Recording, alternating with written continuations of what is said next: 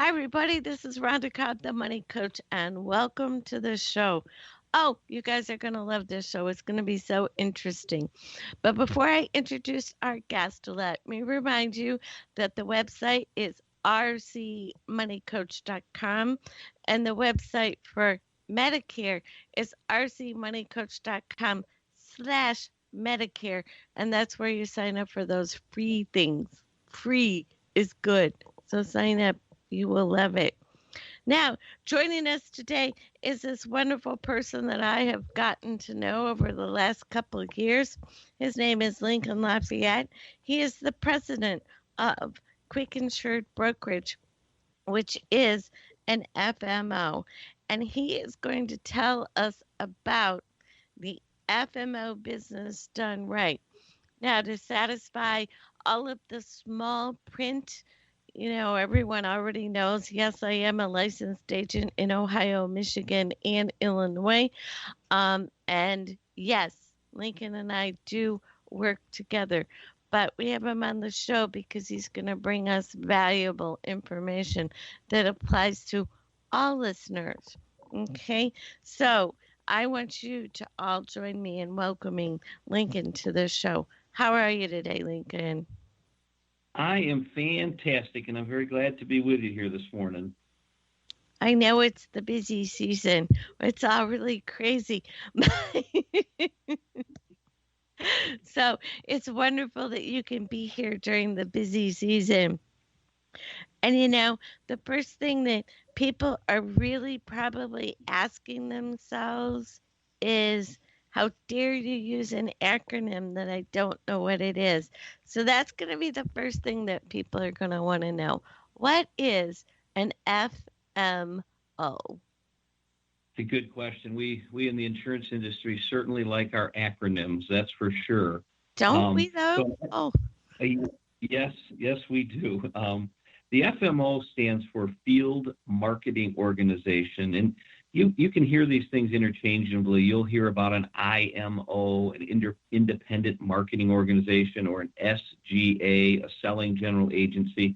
And many times they mean the same thing, and sometimes, depending on the insurance carrier, there are different levels, right? There are different hierarchy, and an FMO really means the top of a hierarchy. And in our world, we're a wholesale broker recruiter, or an FMO. So we work with and recruit brokers to the various insurance carriers that we work with. Okay, so that's really cool.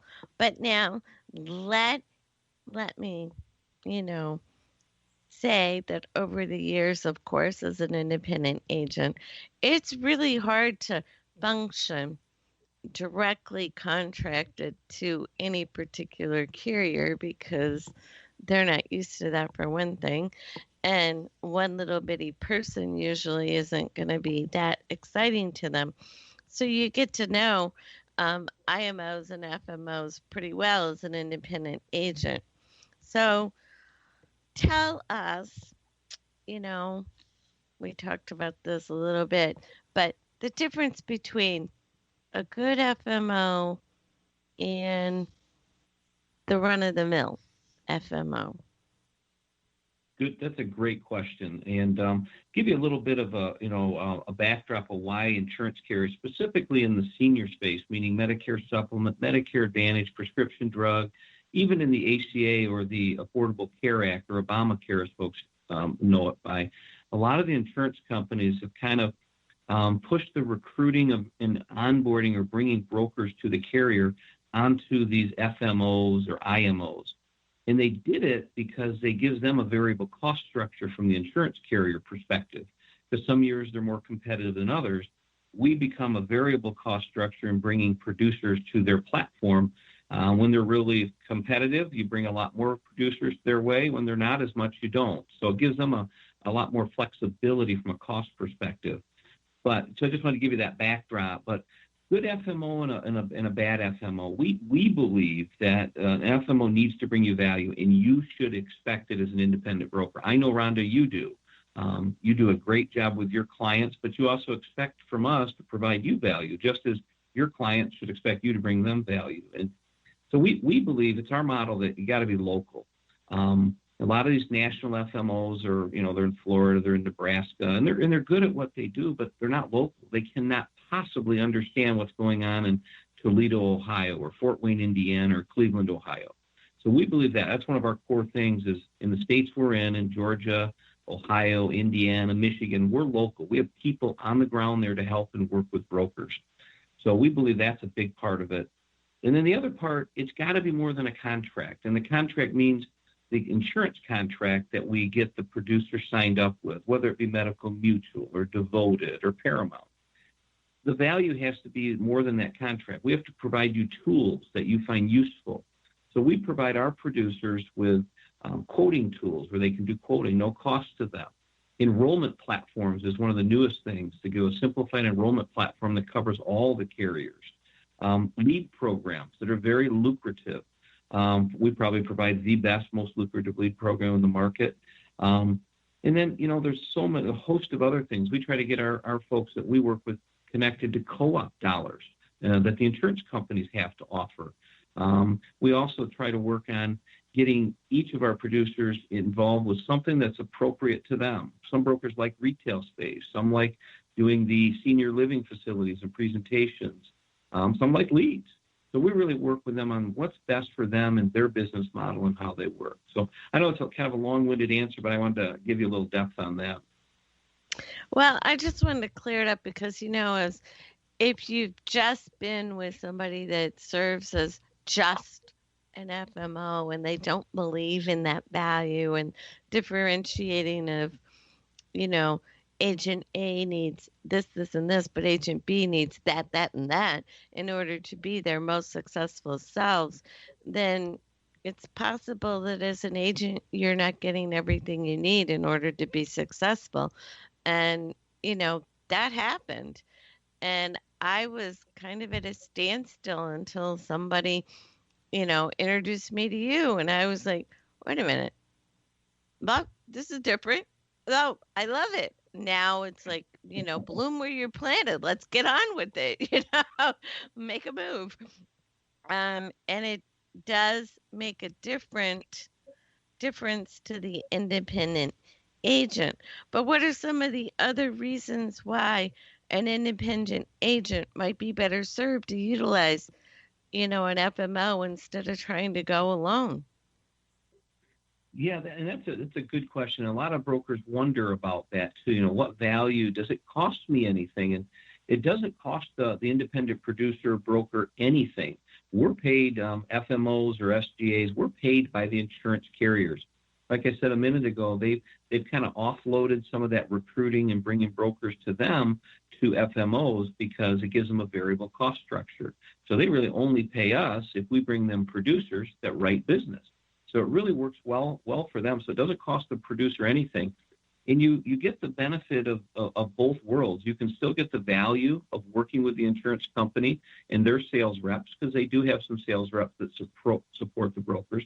But you also get us and all the tools that we can bring to you and to open doors for you. So it's really, there's no loss. There's really, truly only a gain. And if you have a good FMO that's working hard for you as an independent producer, it's a win-win. We really, really try to work hard to get our brokers in situations where they want to sell. One of the big things, Rhonda, that we've been doing lately is there's these clinics called Oak Street Clinic and Dedicated Clinic, and they're opening facilities in the inner cities, and they really cater to folks that are on D-SNP, not entirely dual SNPs, but they cater that way. And we really try to get them integrated in with those producers, because it's a relationship. If you're selling clients and you refer them to the clinic, it's good for the patient and it's good for you as the broker. And so we're working really hard on that right now. We think there's some nice opportunities for producers. We're actually having a dinner with Dedicated and 12 producers here in the Cleveland marketplace next week. And then one of the other items we're working on is Agilon. And they work with independent clinics in trying to do value-based contracts. And we bring producers their way to help them push that message and sell products that really help the member on that perspective. So that's just some of the other things that we really try to do and help the brokers we work with. So you just touched on something that's very important, though, because, of course, so many of our listeners are not agents, they are going to be people that, shop for healthcare or shop for Medicare in some way and somehow. And between now and the end of the year, almost all of them are going to be doing something related to their health insurance and healthcare benefits for 2021. How does the FMO, and you just touched on it a little bit, I want you to expound on it. How does the FMO serve the buying public? That's an interesting question. We really serve the buying public. You are frontline, you, Rhonda, and what you do, and how you take care of clients. And we really appreciate brokers like you that work hard to find the value, the right value for the clients that come your way.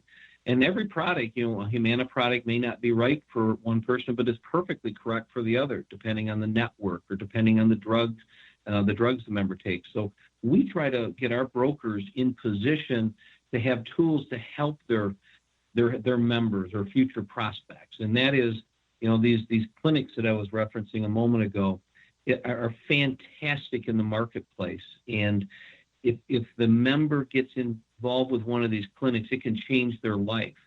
The value-based contracting is, and I won't get too deep into this, but it's contracting that the providers sign, and they get paid more from the government, CMS, in the Medicare Advantage space, if they take their time with a client and they bring together the comorbidities.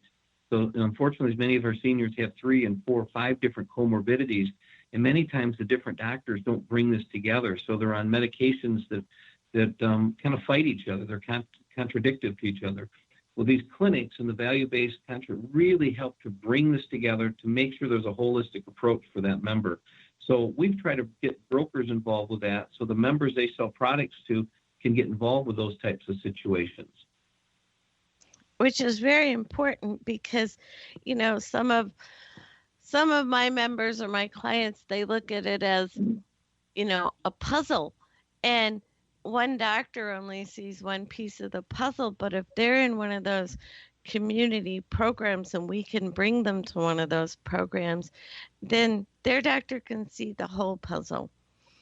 And yesterday I was talking to a pharmacy manager and I said, if I could get you the link to the formulary for specific beneficiaries, could you be the medical voice that explains to the doctor how important that formulary is to the patient's pocketbook?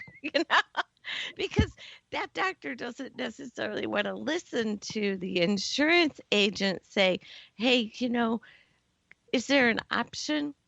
Is there an alternative? But when you're talking to a registered pharmacist that has a PhD in pharmacy and you're a medical doctor, that's an entirely different discussion. And it raises it up to a whole new level of service that the client truly needs.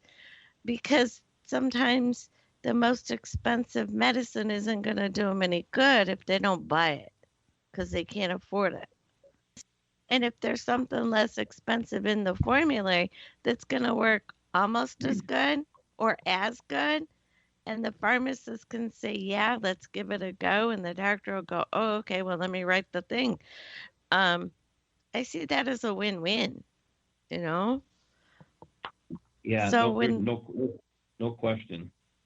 So when the clients can benefit from some of these relationships that you're talking about setting up with these, companies that are going the extra mile for people, it makes a difference that their agent is affiliated with an